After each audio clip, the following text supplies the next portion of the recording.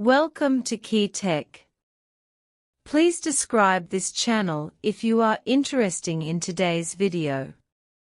After Foxconn established a foothold in China, it once showed an attitude of arrogance, as if the entire Chinese economy was inseparable from it. Whenever a new policy is introduced, Foxconn's bosses are always the first to question it, as if every move taken by the country requires their approval. However, things have changed, and Foxconn's life is no longer so smooth. Recently, multiple state departments have jointly punished Foxconn. It is said that Foxconn has broken its defenses during this surprise inspection because the issues involved were too many and too wide to deal with. Faced with the institutional advantages of the national team, Foxconn can only admit defeat. Gone are the previous aggressive attitudes. Now Foxconn is submissive, for fear of getting into trouble. Foxconn's development in China cannot be separated from the country's various policy supports, but it is not grateful to the country. On the contrary, Foxconn's bosses always like to make secrets and make wild claims in public. For example, once Go Timing publicly stated that Foxconn can withdraw at any time if the country does not provide preferential treatment policies.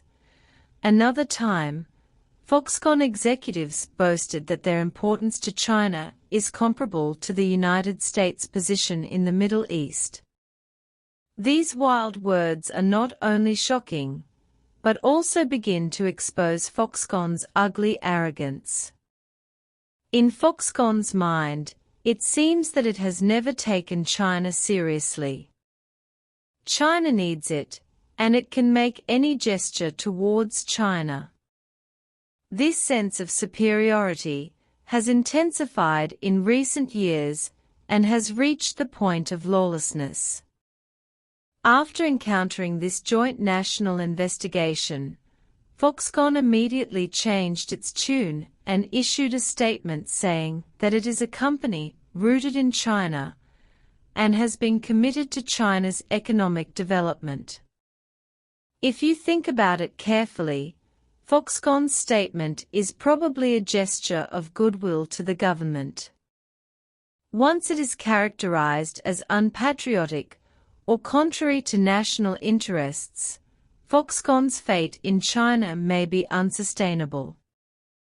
Therefore, this time it quickly expressed its stance and emphasized its importance to the Chinese economy. In fact, it hoped that the government would be merciful and not hit too hard. The dilemma facing Foxconn. Foxconn's largest customer is undoubtedly Apple, and the degree of dependence on the supply chain can be described as you have me, and I have you. However, in recent years, Apple has clearly shown signs of reducing its reliance on Foxconn.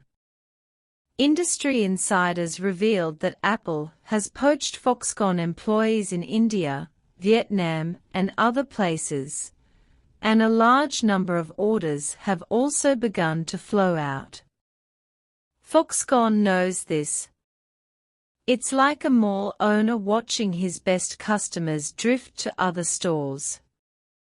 In desperation, Foxconn had to follow up and set up factories in India and other places, but this has been a passive response.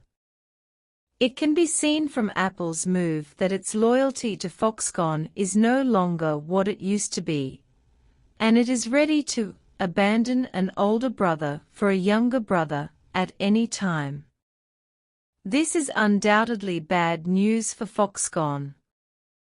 It has relied on Apple as its backer to gain a foothold for so many years.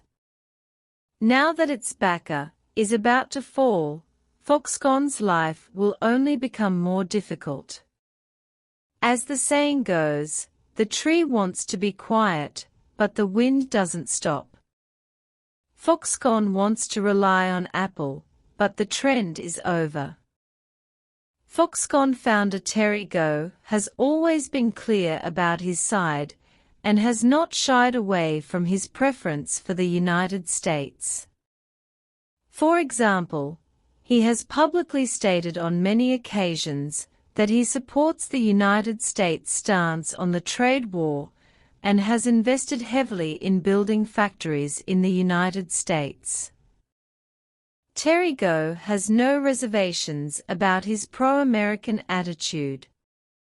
However, in the current context of intensified competition between China and the United States, Gou's clear political stance makes it more difficult for Foxconn to gain a foothold in China.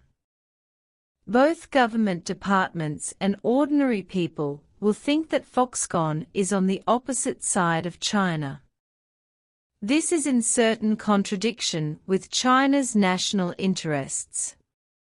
Terry Gou's love for the United States may stem from personal emotions, but Foxconn, as a company, also needs to calmly weigh its own development. If it continues to oppose China's national interests, Foxconn's development prospects in China will become even bleaker. Foxconn needs to examine the risks caused by its over-reliance on Apple and the United States. Perhaps you can moderate your political stance appropriately and win more domestic customers in China, or you can gradually reduce your holdings in Apple and expand your customers from other brands. In any case, Foxconn needs to take the initiative to get rid of this unsustainable dependence in order to achieve better development. Foxconn is more likely to withdraw from China. Foxconn's recent actions have begun to make people worry that it seems to be quietly losing confidence in the Chinese market. Foxconn's panicked reaction to the state investigation shows Foxconn's inner trepidation. Following Apple's investment plans in India, Vietnam, and other places also reflects its wait-and-see attitude towards China. Foxconn boss Terry Gou's pro-American words and deeds have made matters worse. All these signs point to the fact that Foxconn's China complex is no longer there. It seems to be looking for a suitable excuse and then ruthlessly withdraw from the market that once gave it huge benefits. This quiet change makes people worry about whether Foxconn is ready to withdraw from China. As China's largest contract manufacturer, Foxconn has made important contributions to employment and economic growth. Its withdrawal will cause a devastating blow to the relevant industrial chains. Tens of thousands of employees could lose their jobs and entire supply chains could be disrupted. This will undoubtedly have a huge impact on the Chinese economy. Despite all the speculation, China still needs to look at it rationally. Foxconn should realize that the Chinese market remains crucial to it. It would not be wise to completely withdraw from China. On the contrary, Foxconn should treat China with caution, maintain close cooperation with the government, and jointly respond to various challenges. There may be some differences between China and the United States, but their common interests far outweigh their differences. Foxconn should stand on the side of promoting Sino-US cooperation instead of simply choosing sides. Only by truly integrating into China's overall development can Foxconn achieve a sustainable future.